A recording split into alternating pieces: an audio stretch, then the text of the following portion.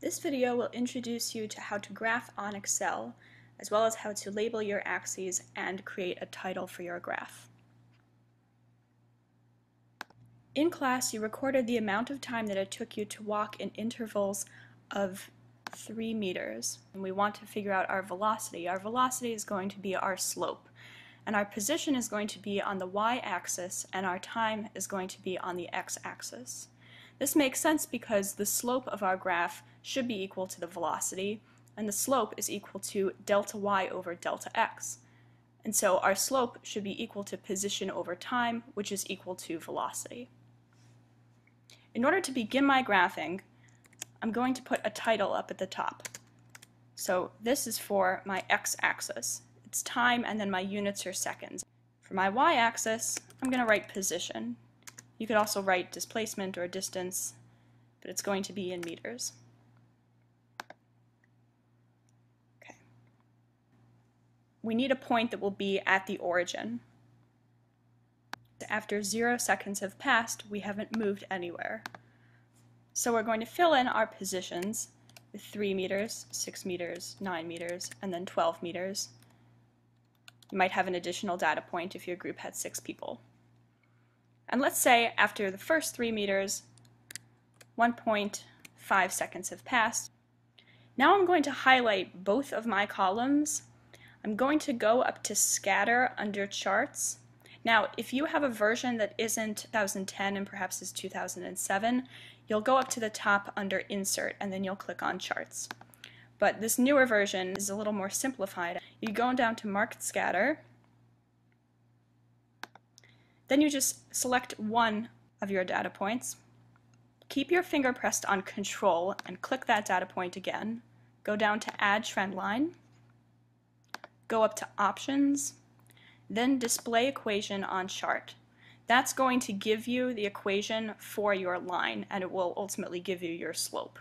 You also can click Display R-squared value on the chart. That will give you an idea of how close all of your data is, how representative it is of the slope itself. So for example, if I had data points which were up here, up here, up here, up here, and then up here, I might still get a line that's directly in the middle between all of these points, but my R value is not going to be quite as great because there's a lot more variability. That being said, my R-squared value here is almost 1. If you have an R-squared value of 1, that means that your data points are all directly on that line. So that would be an ideal situation, but that very rarely happens. For some of the other labs that we're going to do, I'm going to ask you to graph 2 data sets on the same graph, but not for this one. The reason being that our x-axis intervals are changing between our speed walking time and our regular walking time. And so it's not necessarily so easy to go about graphing when you have different intervals for your x-axis. So for now, you're just going to create 2 different graphs, one for your position when you're speed walking and another one for your position when you're just walking at a normal pace. I can actually get rid of this box right over here. Because I only have one set of data, I can get rid of that. It's unnecessary. And now I want to talk about how to label your axes. So labeling your axis with the new version of Excel is a little bit different from the older version, so I'm just going to sort of verbally walk you through the older version because that's not what I happen to have on my computer. In order to label your axes on the older version, you need to look up at the heading and click on View. Then you scroll down, and under Toolbox you'll see something called the Formatting Palette. You click on that and a box will pop up. Under the box you'll see Chart Options. It will allow you to put in titles for your chart title, for your horizontal axis, as well as for your vertical axis. But now I'm going to walk us through how to do this using the newer Excel version. I'm going to click on Chart Layout. I'll see that it's going to allow me to change my chart title as well as my axis title. So we see that title above chart is already highlighted. So all that's required is that I click on my title and I can manipulate it however I so please. I'm going to say position versus time.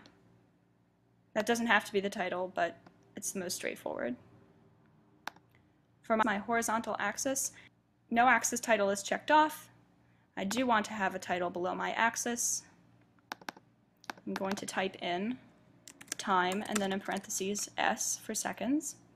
I also want to add a vertical axis title. I'm actually going to change this so that it has a rotated title because that's a little more aesthetically pleasing and it's a little more standard as well.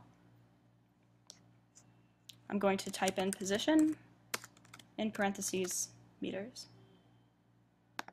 And that's really all that there is to it for this particular lab, but you're going to also do it for your speed walking. Be sure that you designate which is which, so probably in your title you're going to want to somehow indicate that it was speed walking position as opposed to walking position. So somehow these two graphs need to be different.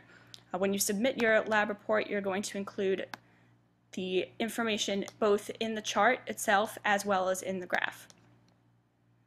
One nice way of making your chart a little more presentable is to highlight the whole thing and then add a border around it.